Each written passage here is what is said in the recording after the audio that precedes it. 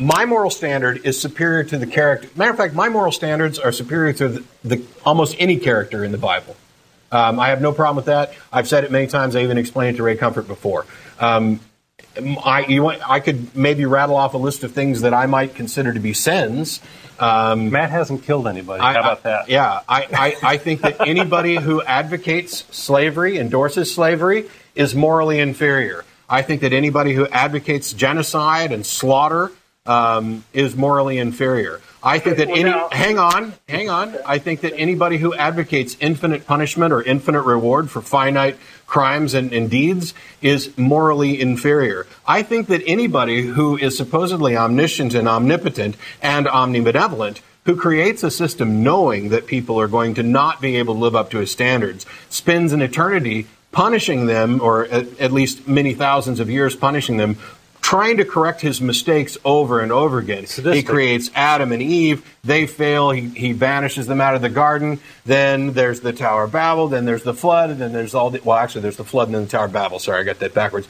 It's failure after failure after failure after failure after failure. And then finally it culminates in the only loophole that the creator of all the laws of the universe can come up with. Why didn't he just forgive everybody or change the laws? But instead, he has to create a loophole where he comes down bodily and sacrifices himself to act as a loophole for a rule that he created. It's absurd. It is laughably absurd, and it's immoral. No, you're not looking. There are two entities. You have a fallen angel named Lucifer. And he's more powerful? What's that? He's more powerful? No, he's Then not. Why doesn't God get rid of him? Because God is not God's character.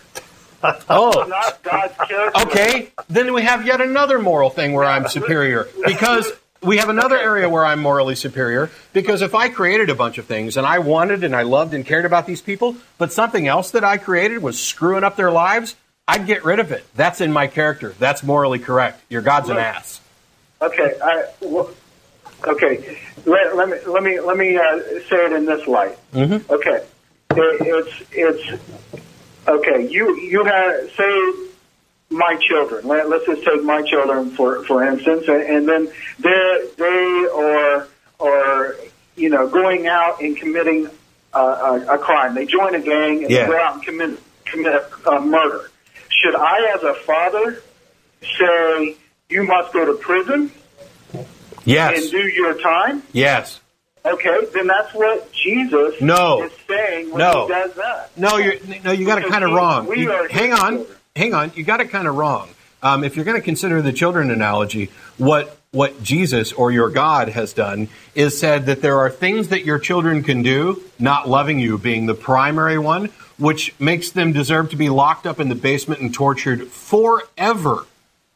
Okay, Matt. Is there anything that your kids could ever do if you do anything remotely like that, even for a short time? Look, answer the question. Answer the question. Yeah, murder. Because if your kids murdered somebody, that would be justification for you to lock them in the basement and torture them. Well, I would have to agree with whatever the judge of the court. I'm not talking about a reasonable application of law. I'm saying, is there anything that your kids could ever do, including not loving you back, that would be justification? Would you ever lock them in the basement and torture them? Neither would the Lord. No, he does according to your theology. And I'll say that not only am I morally superior to God, but you are as well, because you're a decent human being. Most of us are. Yes, and I agree with you. Why is that? I totally agree with you in that aspect that you're a decent human being, and I'm a human being. And yet you think that I'm going to hell. No, I don't. You don't think I'm going to hell? Why not? What I think is it's not my judgment on you to make that determination. I don't know. Do you think only hang on. I got you. I understand that. I understand your theology that only God can judge. Do you think there's a hell?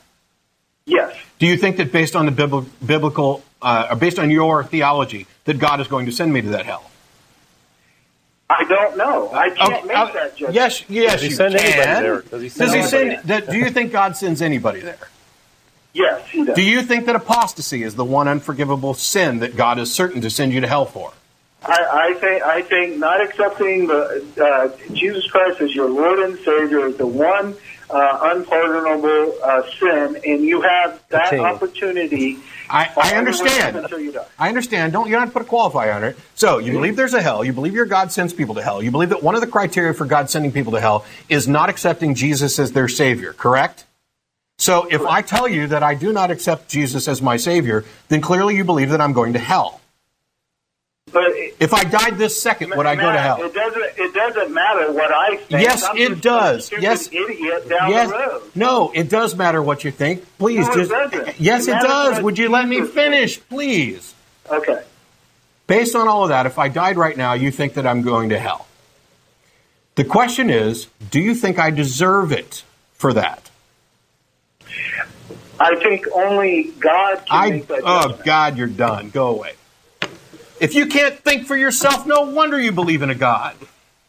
If you're so unwilling, that tells me everything I need to know. That right inside of you, right now, dealing with those difficult questions, there is a moral struggle where you're beginning to realize that you are more moral than the God that they've forced you to believe, that they've conned you into accepting.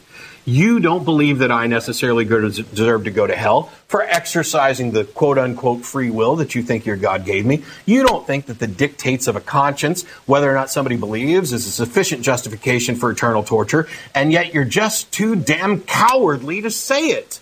You are better than your God. You are better than your religion. So am I. So is Don. So is damn near everybody on the planet. I wish you people would wake up and see this. Stop apologizing for this. It's not the good book. There's nothing good about it. All it does is poison minds.